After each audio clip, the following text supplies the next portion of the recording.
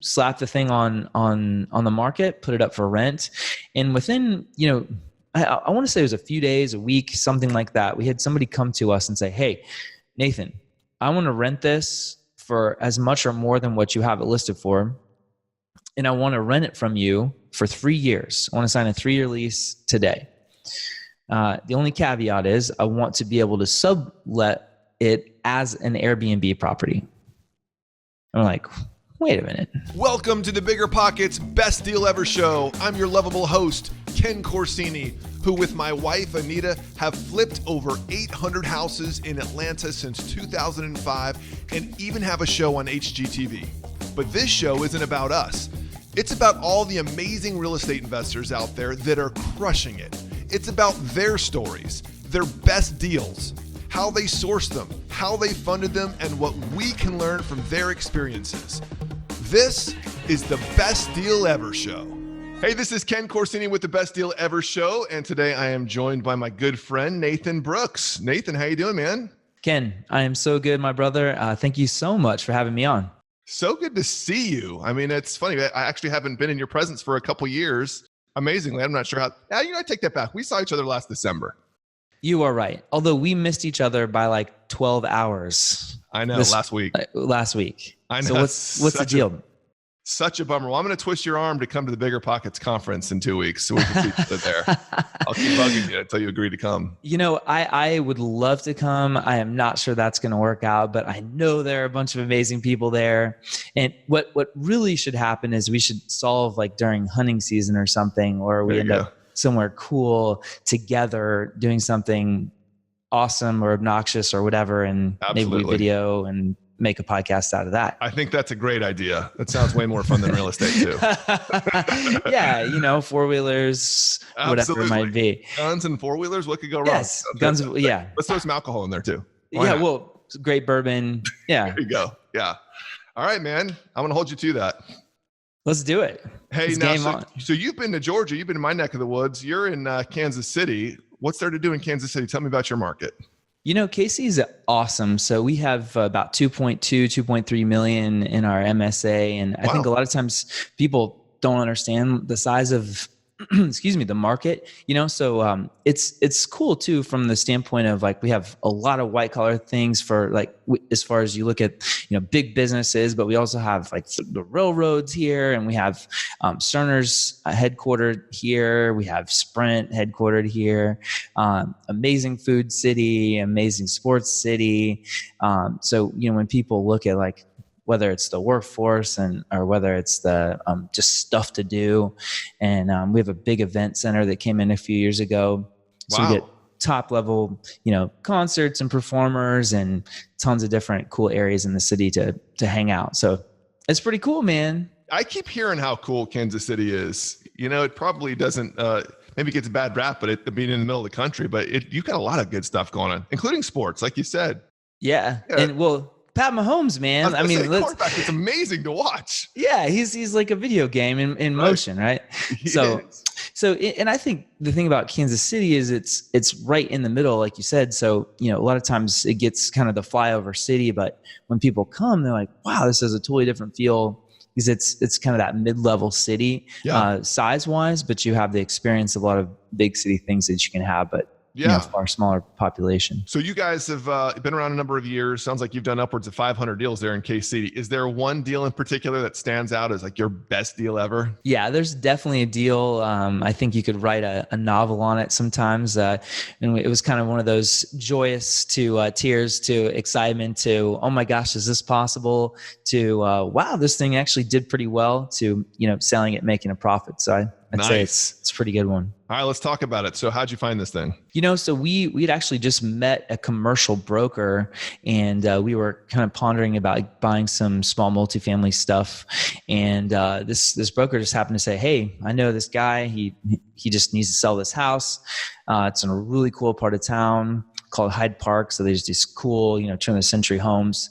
And so we show up to this house in this super cool neighborhood, and we're like, man, this is so awesome. So it looks amazing from the outside. So kind of this maintenance guy or whatever shows up, opens this door, it's like the 200-pound giant wood door. And we walk in and it is like a dungeon on the inside. So Really? it's just a disaster. Oh, wow. Yeah. So, the plaster walls, the hardwood floors that are totally, messed up, the kitchen, it looked like it's a crime scene. The bathrooms, you don't even want to go in there. You don't want to talk about the bathroom. You don't want to talk about that. You kind of turn and run. You hope maybe there wasn't a haunted house in its former lifetime. Wow.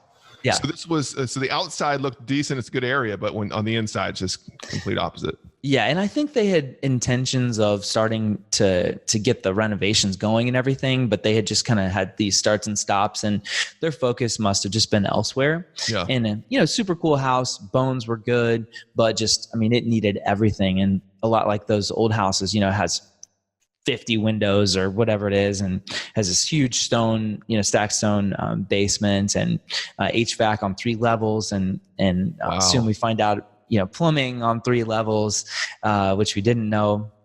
Wow. So yeah. Wait, so was this house listed on MLS? It was not on MLS. So we bought it off market. We got a smoking deal on it. So we paid, I think, $87,000 for it when we bought it. Holy cow. Wow. And then what year was this? Just out of curiosity. This was in 2015, I believe. Okay. Gotcha. Yeah, I don't care if you're in KC or not, 87,000 to have a good house in a good area, an awesome neighborhood. Yeah, come on. Yeah, that's great. So you guys were licking your chops. Licking our chops. Like, this thing is amazing. So we bought it as a tri-plex. So it was in a neighborhood where there were multiple homes that were in single families, and there are also multiple homes that they had done these kind of 3 stacked, triplex units. Okay, like So one that on was the bottom, one in the middle, and one on the top. That's how they're 100%. Okay. Exactly. Interesting. Yeah. So they had that internal hallway as you kind of walk in and go up the hallway. So first floor, you'd have an entrance for that first floor, and then you walk up the hallway. Second story, you walk into your apartment, and then walk up the hallway, and make it to the 3rd story. Okay. Interesting. So that's how we bought it. So we have this, scope of work.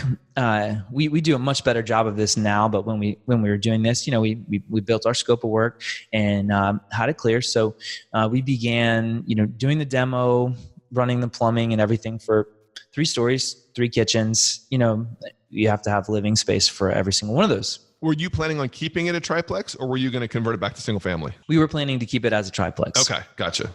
Yeah. Okay. So we worked through this construction. So, plaster's a nightmare to deal with. We're fixing it, taking care of it, put, whatever we needed to do in whatever areas. So we get pretty far along, and we have a neighbor call and complain to the city about our property. Of course. We weren't doing anything wrong. There wasn't anything that we hadn't, not pulled permits for, anything like that, but they called and complained. So we kind of put this off, and then ultimately meet this inspector, city inspector at the house. And so they're like, yeah, everything looks good. Oh, by the way, we actually do need a permit for this one little thing, but it was, no big deal. And oh, by the way, Nathan, your triplex that you just bought is not a triplex. It is not a duplex. It is actually a single family home, and it never had a history of being a duplex or triplex. And unfortunately, you can either, one, get completely shut down, and if you try to make this a triplex, we'll just shut you down completely. You can go to the city and beg them to have a special use permit as a duplex, which of course, I know cash flow wise, if you think about knocking off $1,000 out of a deal, that's a lot. Or you can transition this house back to a single family home. And mind you, we had just put in 3 kitchens. No, you had finished putting in the kitchens. Oh, no. Just in the nick of time. Or not. Yeah, and walls and all the things that you would need to put in to have them to be 3 units. Now we have to tear all of those things back out to bring it back to being a single family, which is what we ultimately decided. Yes. Ouch. Yeah, ouch. So change of scope of work, add a bunch more money to the project, which stinks. Yeah. Not to mention just the timeline of holding it. And everybody knows, hey, money's expensive. So you're sitting on this project and, wishing that we had, had a different outcome or not such a nosy neighbor, which by the way, houses to the one side, tri-plex, house down the street, tri-plex. Yeah. I get it. It's crazy, right? Well, the thing is, I mean, at the same time, maybe you finish it and then they come in and shut you down. Maybe it was a blessing too that true. You weren't so far down the road. 100%. Well, we were pretty far. We were literally finishing them. So we had the plumbing in, we had the cabinets in, we had to literally take everything back apart. And and you can imagine you have walls that you have to put in when you're making them into apartment units versus being a single family as well. Sure. It just doesn't make sense when you have just a wall to walk into your bedroom. Yeah. Right. So we put it back to single family house. And ultimately, we decided that was the best decision. And then we had planned to rent it as a single family rental.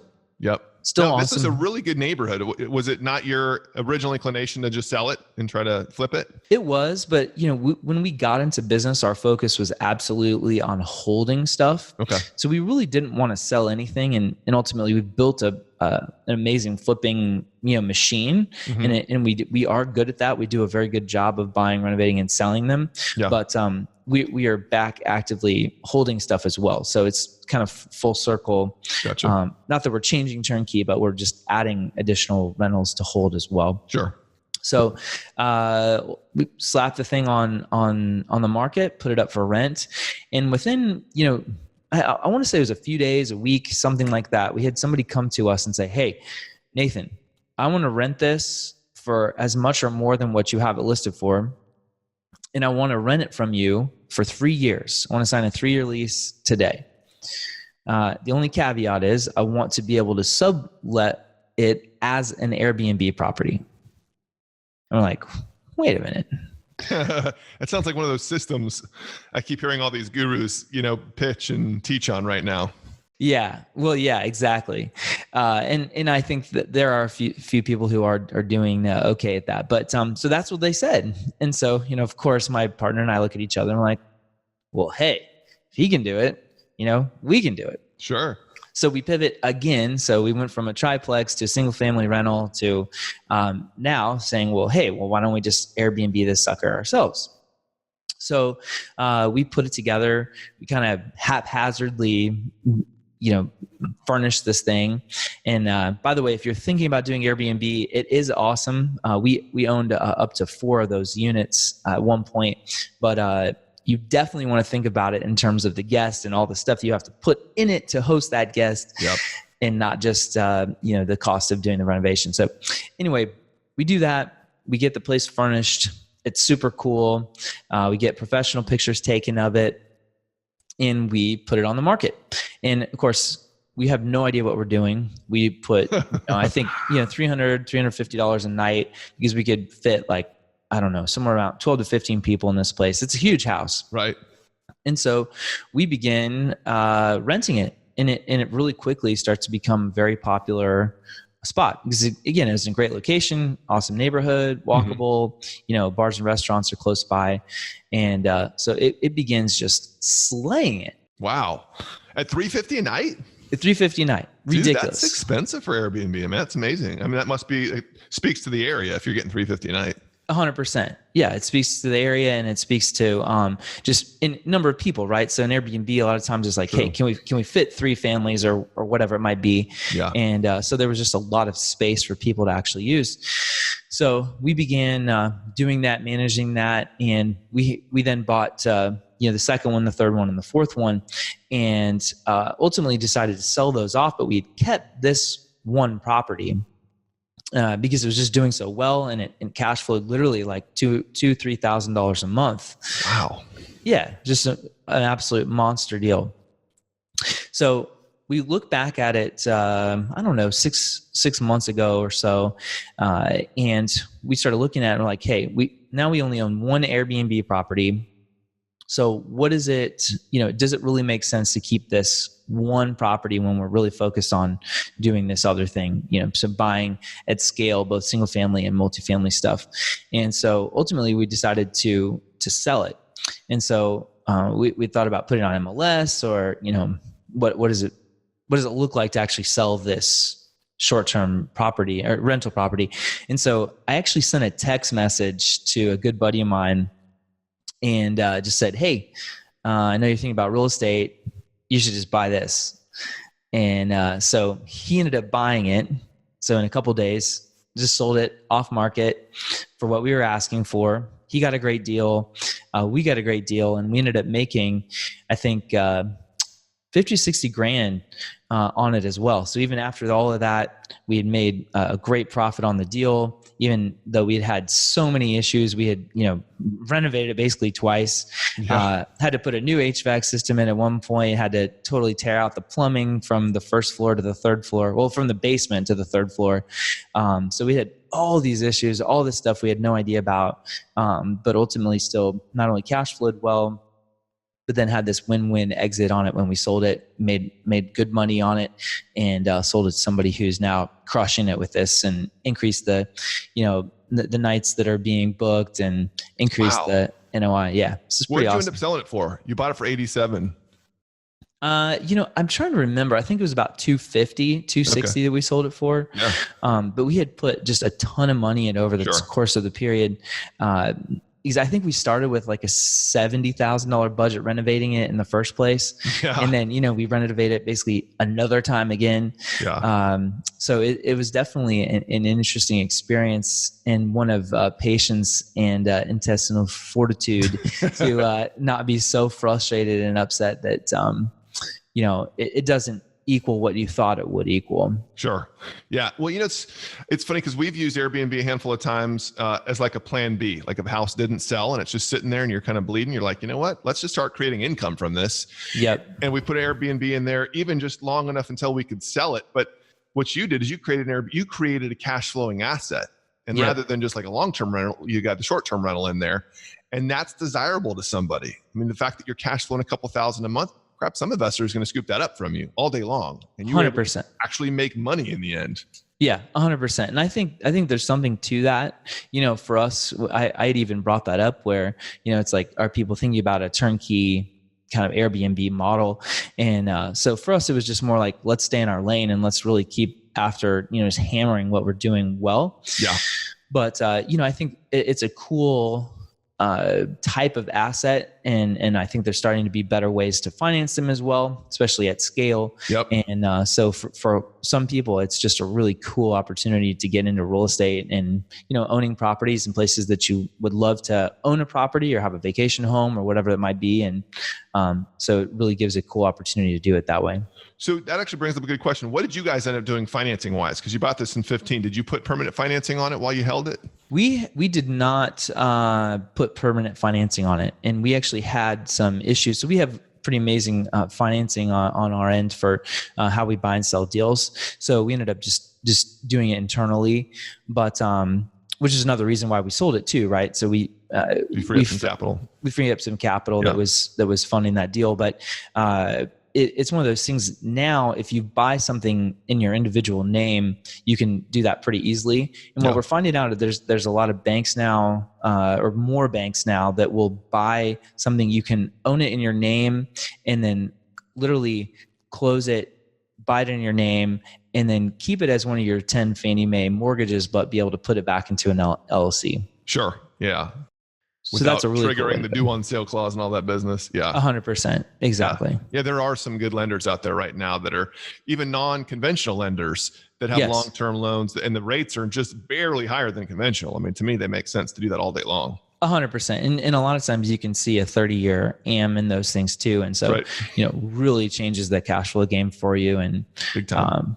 So yeah, it's cool. Very cool story. So is there anything that you do differently in your business now as a result of having kind of gone through that experience? Absolutely. I think from the due diligence perspective, whether it be the type of, like in that age range, we're way more careful on reviewing, what does that stack look like? Because it's 3 stories, you have to literally tear that sucker out and rebuild it. What does the HVAC look like? Because, it's one thing to have just a single story. You can run everything up, but it's much, much, much more complicated if you're going up 3 stories. Sure. And then also just kind of thinking about the overall use of that property and making sure we don't just have an assumption that, hey, we can use this as this it looks and went through title and went through the broker and all these guys, nobody said, hey, Nathan, you might want to check out that, can you actually use this triplex as a triplex? Yep. And so, that's a huge lesson for us. And each time we get into somewhere that we don't understand or we don't have 100% experience and transparency and what that was, then we do our homework. Yeah. It's funny. We see a lot of that in Atlanta. Something's being advertised as a duplex or a triplex, and you can tell it's just the house that's been chopped up. I always go straight to the zoning. What's this thing zoned? Because I have a feeling if I buy this, there's no way I get to keep this thing as a triplex. 100%. And I've even, gotten to the point of literally calling the city, and speaking with them and just saying, hey, this is what I'm seeing. I want to make sure I understand, we're thinking about buying this, because I'd rather go into it knowing full well what we can do and not do. Yep. And have the people that it's just like legal advice, right? You can think you might know what to do, or you just call your attorney, make sure you actually understand what you're doing. So yeah, better to not make assumptions, find out for yourself. Exactly. Nathan, this was a good one, man. I love the Airbnb stories because it's something we've gotten into ourselves. It's a great plan B, or it's a plan A. I mean, if that's your business model, and good for you guys for staying in your lane, but trying something new and having it work. That's fantastic.